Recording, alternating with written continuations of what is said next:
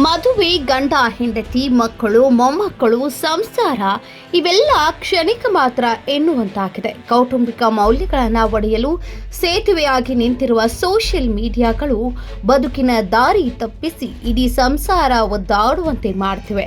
ಅದಕ್ಕೆ ತಾಜಾ ಉದಾಹರಣೆ ಇಲ್ಲಿದೆ. ಈ ರೀಲ್ಸು, ಲೈಕ್ಸು, ಚಾಟ್ಸು ಅದೆಷ್ಟು ಸಂಸಾರ ಹಾಳು ಮಾಡಿದ್ಯೋ ಗೊತ್ತಿಲ್ಲ.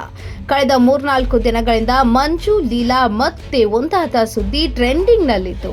ಇದೀಗ ಮತ್ತೊಂದು ಅಂತಹದೇ ಒಂದು ಸುದ್ದಿ ಸ್ಫೋಟಗೊಂಡಿದೆ.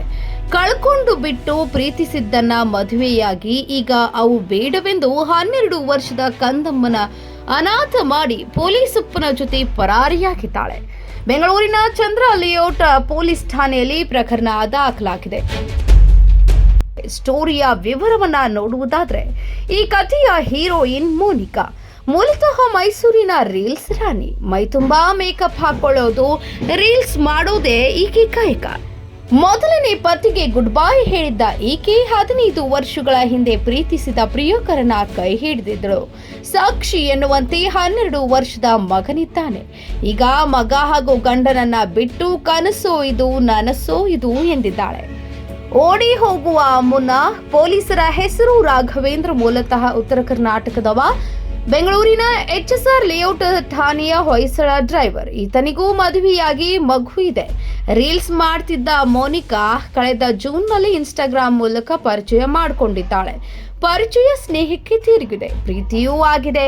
ಕಳೆದ 2 ತಿಂಗಳುಗಳಿಂದ ಪ್ರೀತಿ ಪ್ರೇಮದಲ್ಲಿ ತೇಲಾಡಿದ್ದಾಳೆ. ನೀನೇ ಇಲ್ಲ, ನೀನಿಲ್ಲದೆ ಏನೂ ಇಲ್ಲ ಅಂತ ಪೊಲೀಸಪ್ಪ ಕೂಡ ಆಕೆಯ ಕೈ ಹಿಡಿದು ತಿರುಗಾಡಿದ್ದಾನಂತೆ. ಮುಂದೇನಾಯ್ತು ಅನ್ನುವುದನ್ನ ನೋಡೋದಾದ್ರೆ, ಇಬ್ಬರ ಮಧ್ಯೆ ಪ್ರೀತಿ ಚಿಗುರುತ್ತಿದ್ದಂತೆಯೇ ಅಂದ್ರೆ 3 ತಿಂಗಳ ಹಿಂದೆ ಮೋನಿಕಾ ಠಾಣೆ ಮೆಟ್ಟಿಲೇರಿದ್ದಾಳೆ. ಪ್ರಿಯಕರ ರಾಘವೇಂದ್ರ ಮಾಡಿದ ಪ್ಲಾನ್ನಂತೆ ಚಂದ್ರ ಲೇಔಟ್ ಠಾಣೆಗೆ ಬಂದು ಗಂಡನ ವಿರುದ್ಧ ದೂರು ಕೊಟ್ಟಿದ್ದಾಳೆ. ನನ್ನ ಜೀವನ ರೂಪಿಸಿಕೊಳ್ಳಲು ನಾನು ಹೋಗುತ್ತಿದ್ದೇನೆ, ನನ್ನ ಗಂಡನಿಗೆ ಕರೆಸಿ ಬುದ್ಧಿ ಹೇಳಿ ಎಂದು ದೂರಿದ್ದಾಳೆ. ದೂರಿನ ಬೆನ್ನಲ್ಲೇ ಚಂದ್ರ ಲೇಔಟ್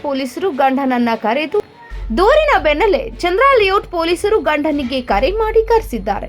ಇನ್ನೊಂದು ವಿಚಾರ ಏನೆಂದ್ರೆ, ಪೊಲೀಸರಿಗೆ ದೂರು ನೀಡುವವರೆಗೂ ಮೋನಿಕಾಳ ಕಳ್ಳಾಟ ಪತಿಗೆ ಗೊತ್ತೇ ಇರಲಿಲ್ಲ. ಇತ್ತ ಗಂಡ ಠಾಣೆಗೆ ಬರುತ್ತಿದ್ದಂತೆಯೇ ಮನೆಗೆ ಬಂದಾಕೆ 160 ಗ್ರಾಂ ಚಿನ್ನಾಭರಣ, 1.80 ಲಕ್ಷ ಹಣದೊಂದಿಗೆ ಮನೆ ಬಿಟ್ಟಿದ್ದಾಳೆ.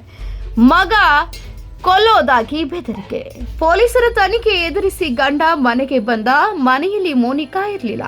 ಕಾಲ್ ಮಾಡಿದ್ರೆ ಎತ್ತಲಿಲ್ಲ. ಕೊನೆಗೆ ಮೋನಿಕಾಳ ಇನ್ಸ್ಟಾಗ್ರಾಮ್ ಓಪನ್ ಮಾಡಿದಾಗ ರಾಘವೇಂದ್ರ ಜೊತೆ ಮಾತನಾಡಿರುವ ಚಾಟ್ ಹಿಸ್ಟ್ರಿ ಸಿಕ್ಕಿದೆ.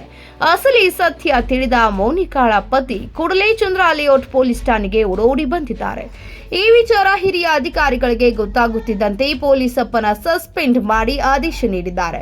ಸಸ್ಪೆಂಡ್ ಆಗಿದ್ರೂ ಬುದ್ಧಿ ಕಲಿಯದ ರಾಘವೇಂದ್ರ 3-4 ತಿಂಗಳ ನಂತರ ಮತ್ತೆ ಡ್ಯೂಟಿಗೆ ಬರ್ತೀನಿ ಎಂದು ದಿಮಾಕ್ ತೋರಿಸ್ತಿದ್ದಾನಂತೆ.